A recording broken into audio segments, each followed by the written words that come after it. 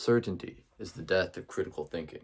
And I'm becoming more certain of this idea every day, even if it's ironic. The internet is making people more and more extreme and more certain of their extremes.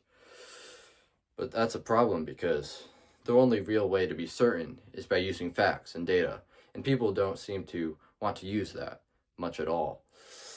If you look at the date on your phone, for example, you're going to believe that that's probably true. You're going to be certain that that's true. But people just aren't thinking like that when they talk about their ideas. They think that their ideas are certain because they believe it to be so. Now, I don't think this is an extremely weird thing to happen. I mean, it's pretty simple. It's just easy to do. All you have to do is see an idea and copy it into your mind. And now you have a comforted solution to whatever belief or belief system you want to have. And now you have the solution. You don't have to question yourself. You don't have to think anymore. You don't have to use your critical thinking. So that is how the critical thinking dies. And then what happens after that? You stop thinking about that belief. You have it in your mind now. And people reiterate it to you on the internet and outside of the internet too, if you immerse yourself in groups that reinforce your identity. And then once this happens, now you don't question anything. You don't search for the answers. You don't search for data. And once that happens, now you are reinforced by a lack of argument from the other side. You're reinforced from the lack of challenge and lack of data from the other points of data, the other side. And once that happens, critical thinking is gone. That's it. And then what really is the point here is that you're always missing information, even if you don't try to smother it yourself, even if you are accidentally becoming certain.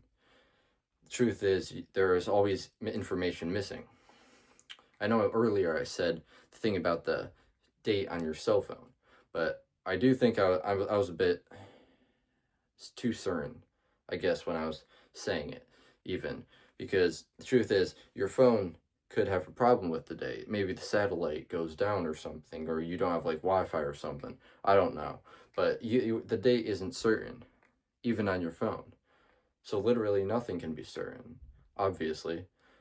But some things can be less questioned than others, like the date on your cell phone. But the fact is, ideas and beliefs are a lot more important to question because a lot of the time they have very little real evidence. So you have to always think that you are probably incorrect in some portion of your ideas. And the fact is that this doesn't just apply to unintelligent people.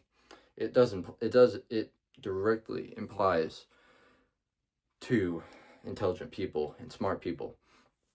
For example, this guy I heard of, Chris Langan, he has probably in the hundreds of IQ, like 150 or something, but he believes in a number of conspiracies, including the possibility of aliens and UFOs.